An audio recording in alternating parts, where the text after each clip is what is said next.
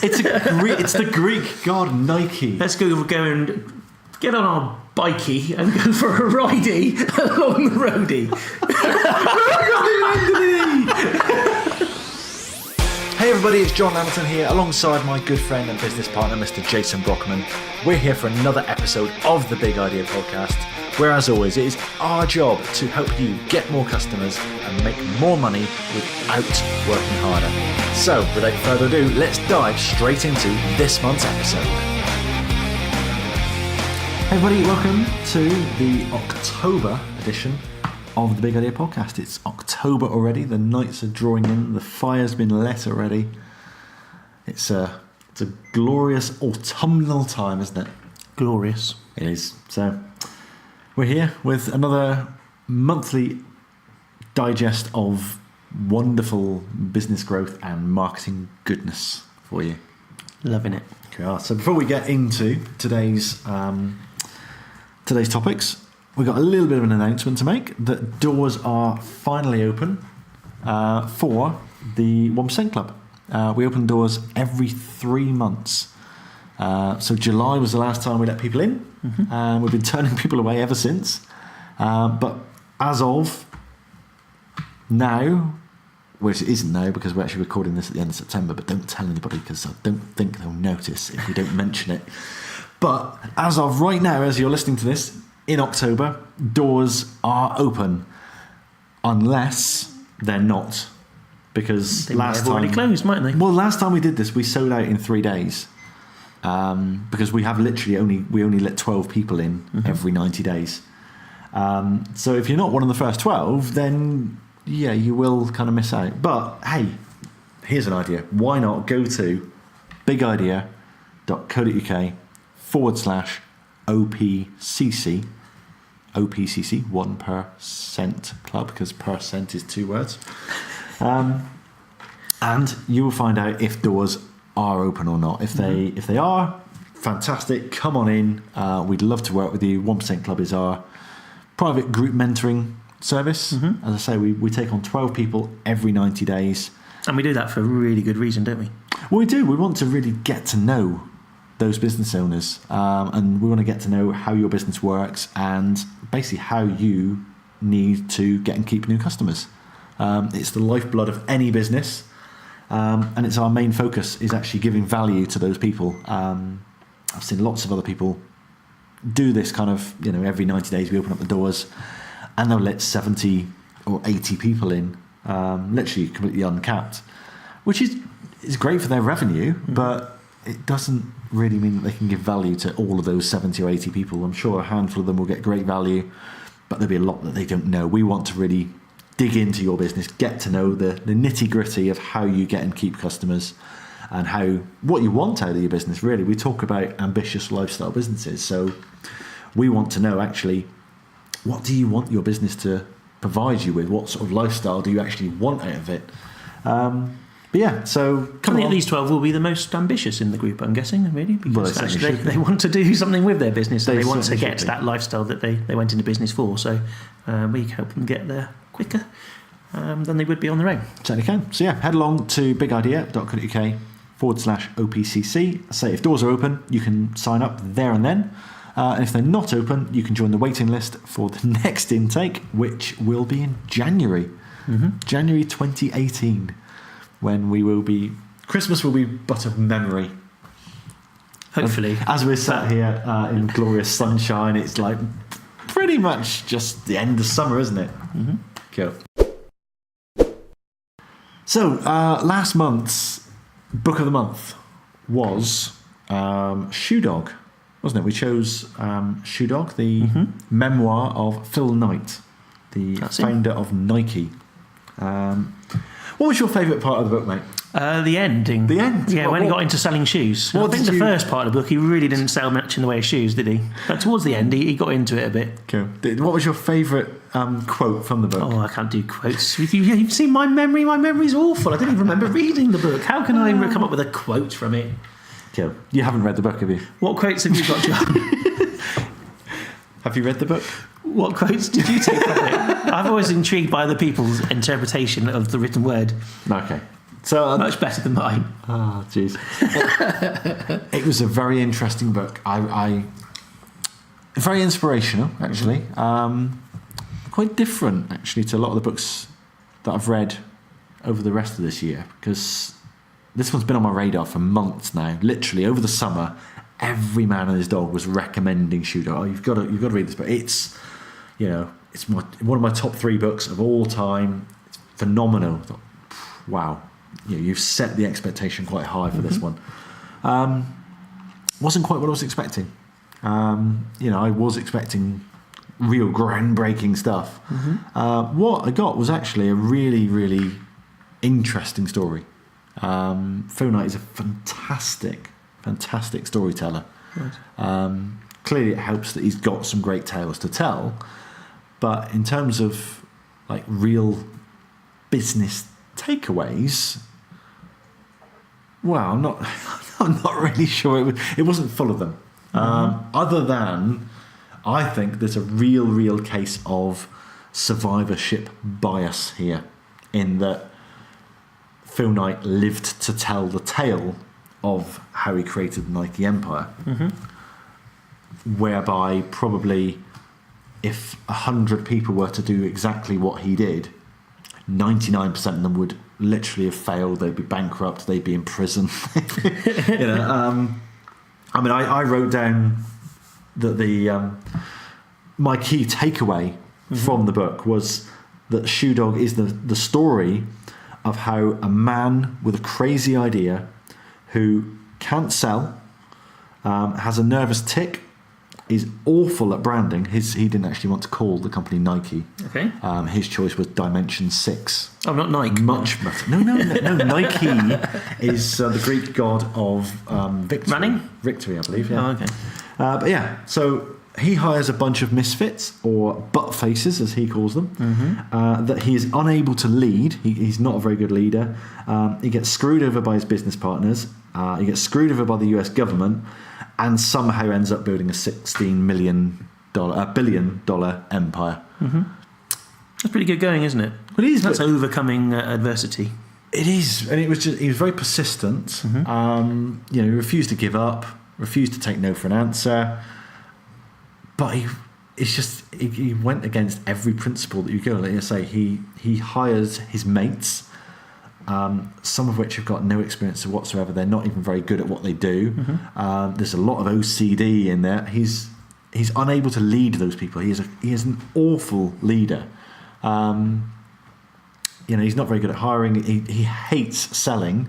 He's no good at doing presentations. And it's just some of it might just be self-effacing, but I just read the book and thought, actually, here's a guy of how a complete loser with no skills whatsoever just had a bit of a crazy idea and bumbled along and somehow ended up with a massive empire. In terms of what could you do to copy him, I would say don't copy him. Have a crazy idea. Because I think he is the exception rather than the rule. I think you could not pick up Shoe Dog and think, right, this is the blueprint of how to run a successful global empire.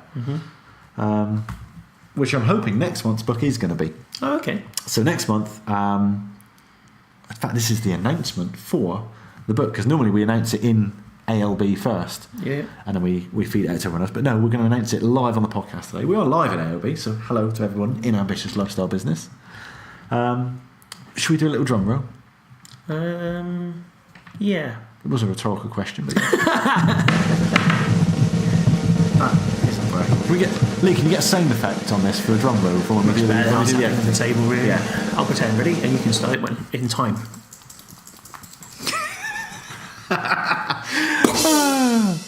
We're having a crash at the end of it. Well, yeah. Right. Hopefully, next month's book is going to be The Everything Store by Brad Stone. This is the story of Amazon.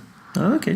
So we've just learned about Nike, and now we're going to focus on Amazon, or Amazon as you might pronounce it if you're not able to pronounce it properly. It hasn't got an E on the end, does it? Like Nike. It's the Greek god Nike. Let's go and get on our bikey and go for a ridey along the roadie.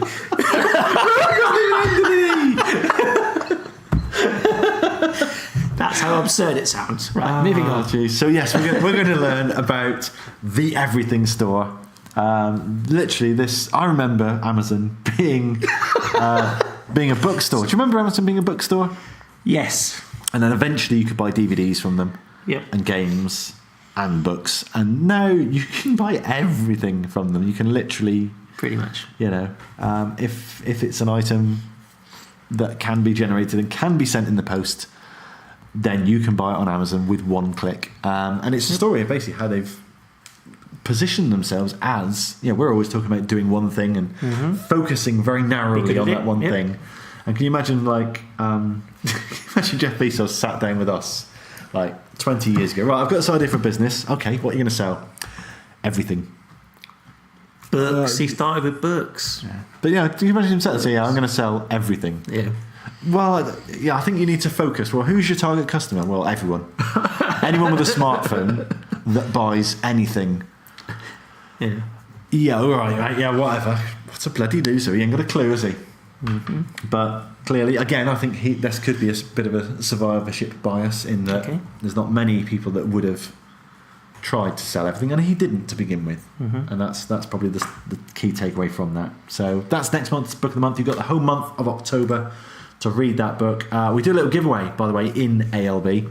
So if you read the Everything Store in October, head into ALB, which is bigidea.co.uk/Facebook. And that will take you into ALB, where you'll see there was a post in there, and you can post your top takeaway from the book, and we'll just pick somebody at random who will win a copy of November's book, and we'll just literally send you a free book. What are we doing in November? Well, I don't know yet. Okay. Just checking. I can tease that out of you before. It's only September now, but don't tell anybody that it's September because it's pre-recorded. We need to think that it's live and it's in live October, recorded. Okay? We've been having some fun, haven't we? All month. In September, we've had a month of fun. We had a month of sunshine. Sunshine. It was. It's gone really, really well actually.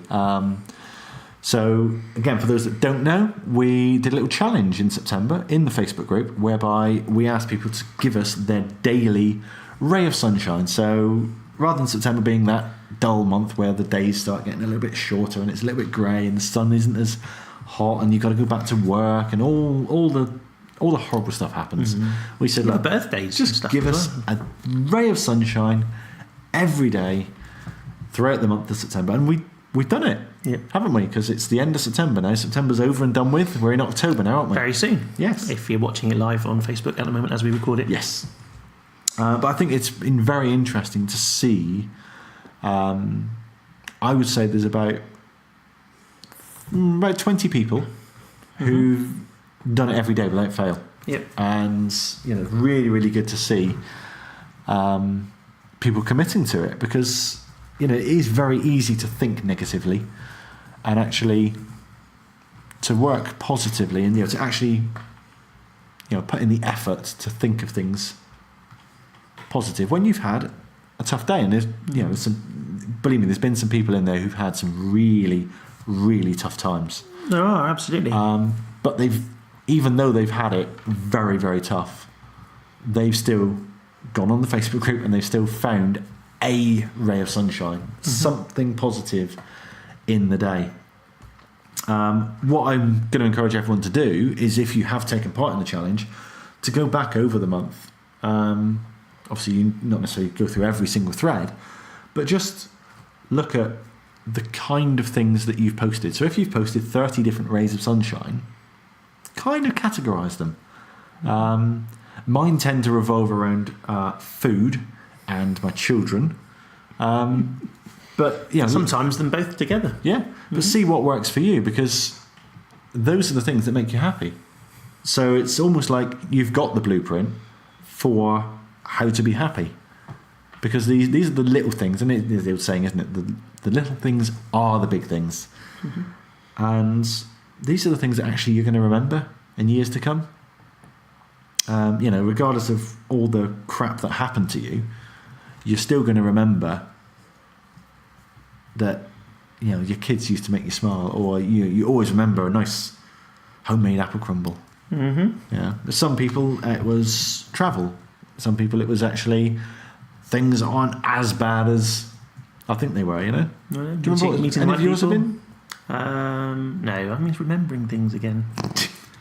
Why do you always ask me to remember things? Because you're normally pretty good at remembering things. Am I? Yeah. Are you? No.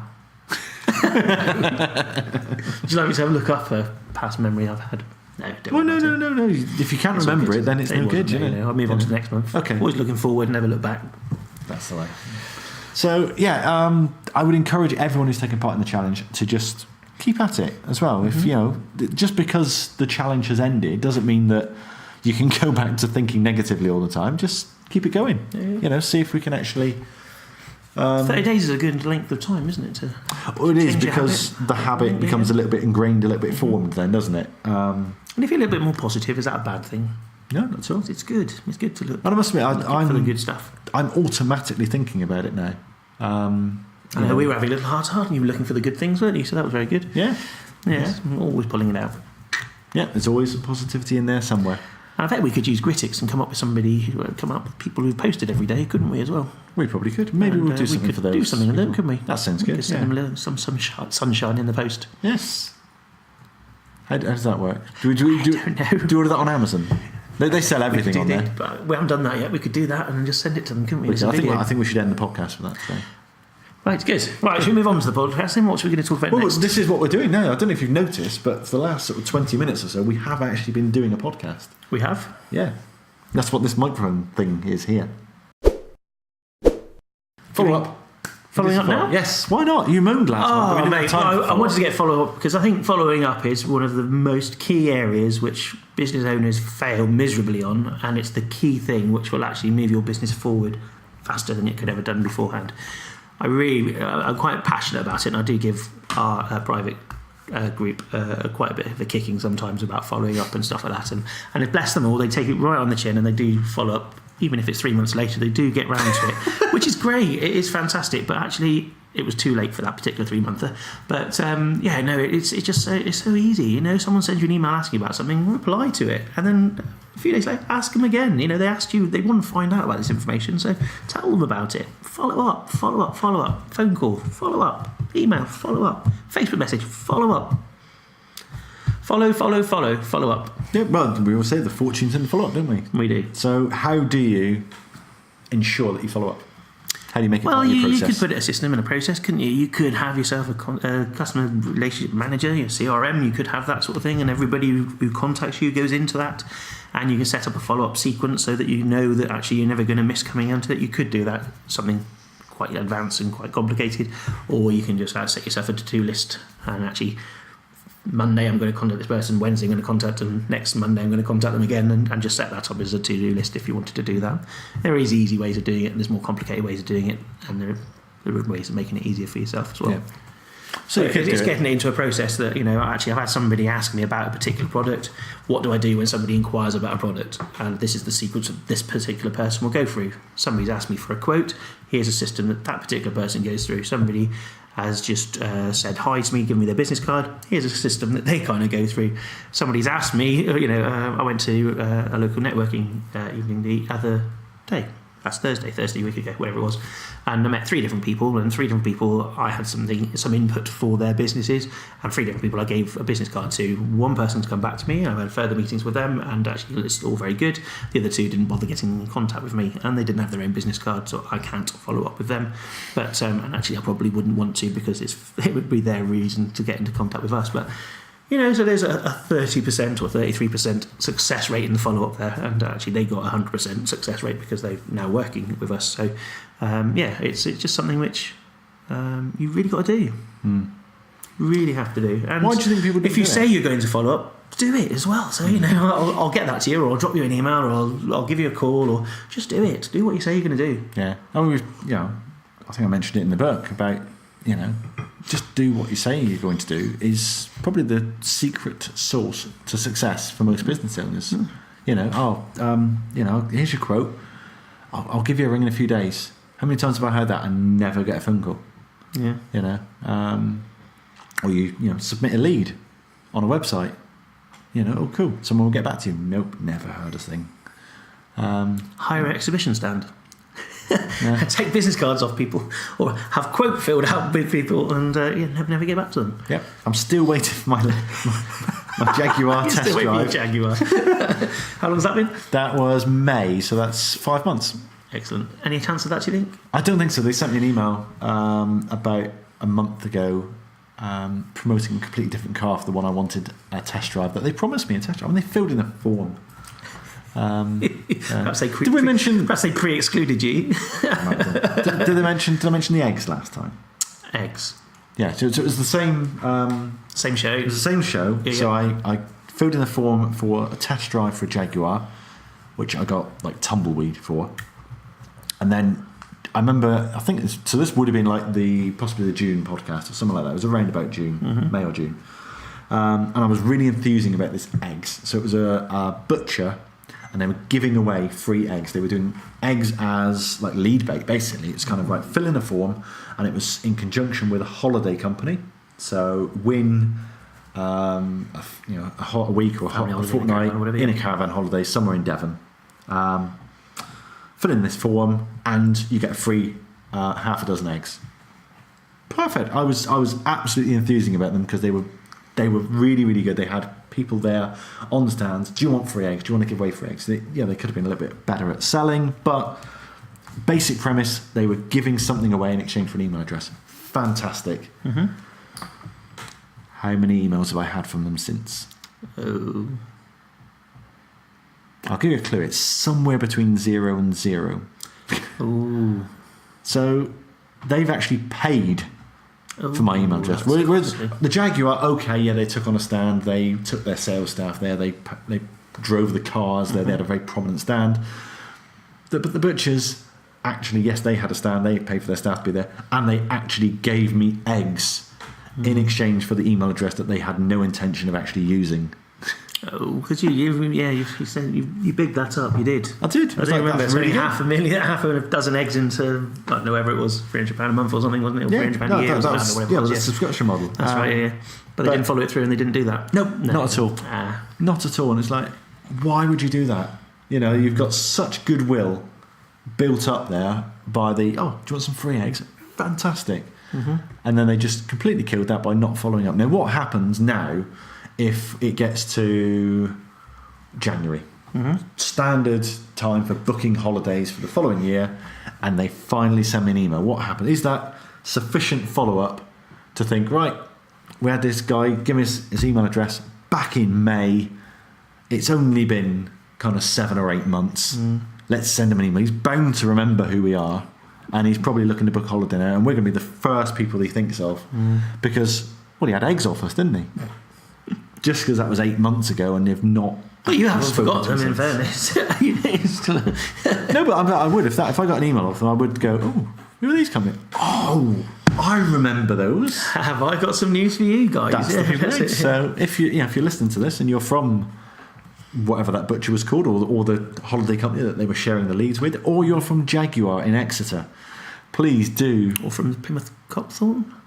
No, the Copthorne did get back to me. Did they? Yeah, we are going. Was that after you chased them?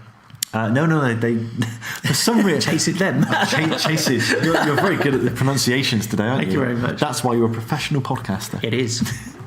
No, they got back to me. They phoned me approximately, I don't know, 5 weeks after my inquiry. Oh, right. On the ball, love it. Yeah.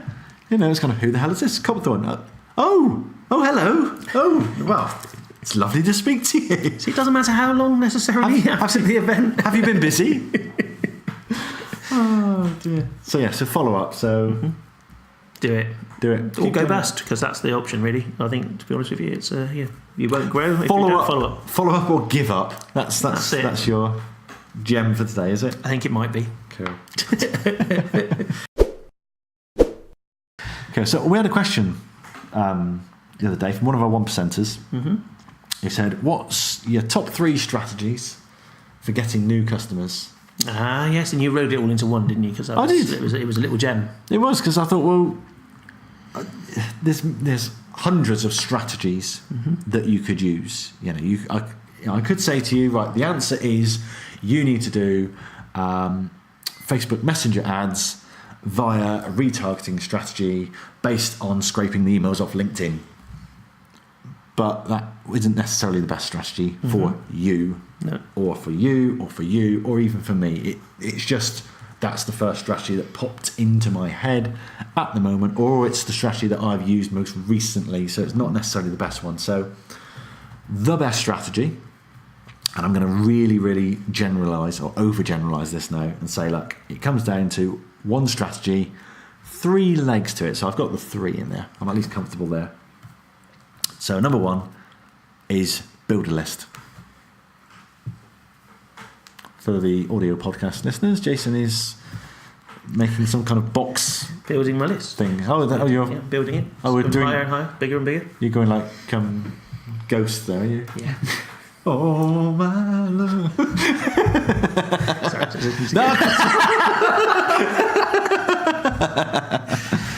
oh dear, that's a memory I'm never going to get out of. Number 2, build a list. Number 2, make friends with the list. Make friends. Number 3, just trying that, you didn't like it. Yeah, that's not making friends. And number 3 is ask for the sale, and then there's a kind of sub parenthesis 3.5, which is follow up. I was going to say it then. Yes. But yeah, basically build a list. So gather a list of people who are interested in what it is that you do. So they are relevant to you. Number 2 is make friends with them. Give them regular, consistent content that is relevant and interesting to them. Get them aware of who you are, what you stand for, what you believe in. Make them aware that you are the expert in your field. But at no point so far have you actually sold anything. No. You're just giving value. And we'll come back to giving value in a minute. I've got a little bit of not a rant, a little bit of a aside on that. Okay. And number 3 is ask for the sale. So you've given value, you've given lots of value, and then, and only then, you ask for the sale. So Gary Vaynerchuk talks about jab, jab, jab, right hook. And it's exactly that premise of just give value, give value, give value, and keep doing that about 20 times. And then and only then, ask for the sale. So this is where I think, not a rant. This is where I think most people get it wrong. And we see it a lot in ALB. We encourage our members within Ambitious Lifestyle Business to showcase what they do, to give value, to post in the Facebook group where they can help other members.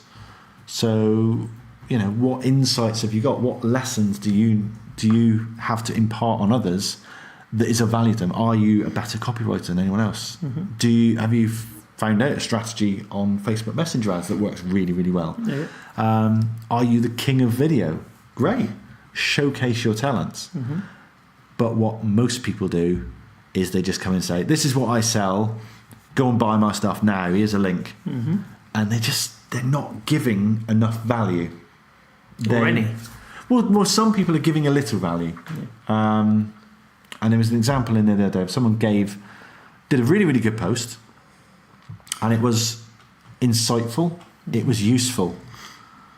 But then they did one post like that, and all they did at the end of that post was go to my website and buy this stuff. So I didn't have a moment with them. I just sort of gave them a little nudge and said, can you take the link off? Because without the link, you're giving great value, and you're positioning yourself really, really well. You are showcasing that you are the expert in the field. You do this particular thing better than anyone else, and you're showcasing that, which is brilliant. Because if people want what you've got to sell, you are going to be the first person they think of. Whereas if you only do that once and you ask for the sale, people would think you're selling, because you are selling. But people, they'll be finding you out. They see your post, they enjoy what you they're enjoying what you write. They find the content in there, and actually, if they're in that position where they need somebody that has your services or what you're great at, they'll click on you and they'll find you easily enough. Your profile will have all your information on there, and they will find you. You don't need to spell it out for people because it's there. But this goes back to the 3-pronged strategy of build a list, make friends with it, ask them to sell. So build a list. Okay, we've already got a list of ambitious lifestyle business owners. So if that's your target market, we've got a list. You can come along and you can make friends with that list in our group. We're not going to let you ask for the sale in our group because it's our group. But what you can do is make friends with that list. Literally, you can showcase the value in there, and people will then send you friend requests if they're interested in what you know, which then means you are building your own list on which you can ask for the sale. Of course, there are subtle ways of asking for the sale. I may have mentioned on a few business groups several months ago that my book's out tomorrow, just out of interest. Look, my book's on Amazon. I didn't drop links or anything like that, but it was just literally I mentioned that I was releasing a book. I was giving value. I was giving excerpts from the book. I was letting people know, even after the event, how the book launch strategy went. So I was then able to give value on that. What I don't do is go into these groups and just dump the latest blog post that I've written, copy and paste it. And this is what I really don't like, is when I see people I know that are also members of other business groups that I'm part of going, so-and-so posted in this group and this group and this group and this group, and they've just copied and pasted the same thing everywhere. So that they're not actually giving value to any of those groups. You never see them in there answering questions. When people have got a question, you never see them in there answering questions. That's giving value. That's making friends with a list. That's still a way of showcasing what you do. Still doing your positioning, guys. You're still positioning yourselves. And it's getting yourself out there. But obviously, eventually you've got to ask for the sale. You can't do that within our group, but make a list of your own. You can still list build via our group and other groups.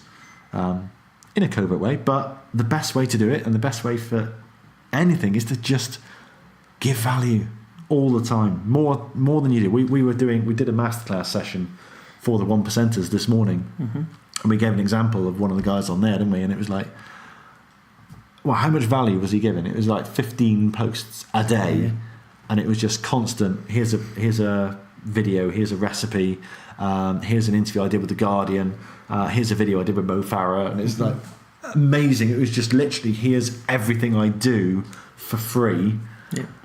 Oh, by the way, I've also got a coaching program which he sells absolutely tons of, because where else are you going to go? And he posted a video testimonial from one of his customers. Again, another little bit of value giving.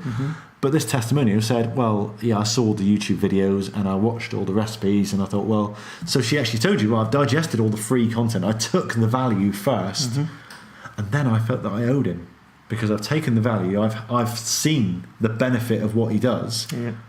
I now want to pay him. I now want to give him some money. It's a simple question, really. Are you giving enough value to your potential customers? I think everyone thinks they give value to their actual customers, but I think that they think that the value giving has to start when they sign on. When there's a transaction, it needs to start before that, before they're even aware of you, because that's how they become aware of you. I'm rather excited. Oh yes, I am. Doing something in October. I am. Do you know I'm meeting this month? Because it is October this month. It's not. How excited are you, John? On a scale of what? Oh, are you wetting your pants? Do you need your plumbing sorted out? I'm not going to get it in. You're going to get... Seriously. I knew there'd be plumbing jokes in there. Plumbing, yeah. So I'm meeting Charlie Mullins. No, that's a plumbing job. The millionaire plumber, as he's known. The head honcho of Pimlico Plumbers. Who was... he was on my radar several years ago. He was on some TV programme. And I just really took to him, because he has this whole lifestyle thing whereby he's a plumber who said, I'm going to become immensely wealthy doing this. I'm going to be a millionaire. I'm going to pay myself £1 million a year. And I'm not going to work on the tools. And he did it. He's built it up to a massive company. I think his company is worth something like his personal worth is £70 million. quid. It's pretty good for a plumber, isn't it? Not bad for a plumber. Yeah, I know. Well, when I was growing up, they used to say that plumbers earn good money, but that's really good money. Really good money, yeah. But the way he's done it is via, and I think you should be more excited. Well, you're not meeting him, but you should be more excited than me because he is systems mad. Yeah. He is the reason that we have a Bible in our business because he invented the Pimlico Bible, which dictates how every single one of his tradesmen, every single one of his engineers looks, behaves, how their uniform should look, how their van should look. Each of their vans is cleaned every single day. Because his point of view is, well, all I've got as a plumber is my reputation. So I'm going to look after that reputation. I'm going to protect it like it's my child. No van goes out dirty, because if a dirty van turns up and you get some slob in a uniform that is either a couple of sizes too small, or it's dirty, or it's ripped, then what quality job do you think he's going to do? He's now, I saw a video of him the other day in his HQ, and he's got this wall of like pigeonholes, and every single one is a single engineer, and in that, and he's just got this whole team, so they'll get a job. So someone will phone in and say, right, my my toilet's leaking, or I need this done urgently, and the team then just walk along the wall and they can see at a glance who's on leave, who's on a job, if they're on a job, what time should they finish the job. It's not computers, this is just humans. Right, okay. It's all humans and a wall and pigeonholes, and they can just see at a glance, right, well, this job, it's probably going to take an hour and a half. That guy's going to be finished at his current job by about 3:45, so if I give that to him, that'll be his last job of the day. So he gets that job, that's his next job. We're responding within certain times. Meanwhile, that person's on leave, I'm not going to do that. That person's over the other side of the city, so I'm not going to give that job to him. And it's an amazing system. And the guy was interviewing and says, who came up with this? And he went, me. I did. And that's his role. His role is to put the systems in place to enable a large scale operation to operate. He's got the systems, he's got the processes in place. Without that, he would be a man in the van, wouldn't he? Yeah. I cannot wait to meet him, because I want to find out how he went from that transition of man in the van, because he was a plumber. And at what point did he realise that he didn't want to be a plumber, he wanted to own a plumbing business? Because that's a distinction that some people don't make. What do you do? I'm an electrician, I'm a plumber, I'm a builder, I'm a solicitor, versus what do you do? I own a building company, I own an electricians merchant, I'm a partner in a solicitor's firm. I'm a business owner rather than this is what I do. I honestly can't wait to meet the guy, because he's quite energetic as well. He's very, very inspirational, I think. I've read his book a few years ago. Must have another read of that before I meet up with him. Bog Standard Business, I believe it was called. Not a big fan of Alan Sugar, I seem to recall. They had a bit of a falling out over The Apprentice, because Charlie Mullins believes that apprentices in this country are badly serviced and they're not looked after, because obviously he would love to train young kids up to work as plumbers. But he feels that the current apprenticeship schemes are not enamoured to do that, and that Alan Sugar's kind of glamorised the apprentice word as meaning that you need to be work in sales, which is kind of, if you look at the contestants that are on The Apprentice, they do tend to be used car salesmen for the most of them, don't they? Rather than what is the traditional apprentice. I can't wait to meet him. He's actually going to be there. We've got a book launch on the evening before. My friend Lucy, who's in my mastermind group, she's launching her book next month. This month, sorry, it's October this month, isn't it? In fact, by the time you read this, hear this, listen to this, it may already be out. It's called A Marvellous Reputation. Yep. There's a launch offer. I think it's 99p for the first 2 days, so grab a copy. Forward by Charlie Mullins, who will be at the launch. And I'm going there to support Lucy, but also I want to meet Charlie. So excellent. Can't wait. Should be good. Excellent. So that's news for this month. It is. I think that's good. So end of the month, it's Halloween. Next month we're going to be talking fireworks and spooky Christmas stuff and all sorts of things. It's going to be a fun time. So hope you've enjoyed today's podcast, guys. And as always, we'll see you next time. Don't forget, show notes, everything like that will be on the website, which is bigadea.co.uk/podcast. Oh, you were I thought you'd forgotten. No, I was waiting for it to come through. That's why I did. Turning 40, see, this does. There is a delay sometimes. What you think you need to say and what comes out.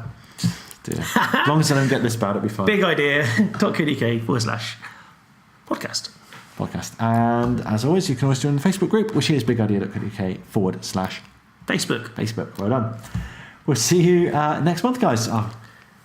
Signing off. Adios. Enjoy the rest of October. See you later, guys. Enjoy. Bye-bye. So there we are, another episode in the can. How was it for you? Please let us know. However you listen to these podcasts, please leave a review on that platform. Let us know what we can do better, what you like, what you don't like, and how we can improve to make this show even better for you. We'll see you next time.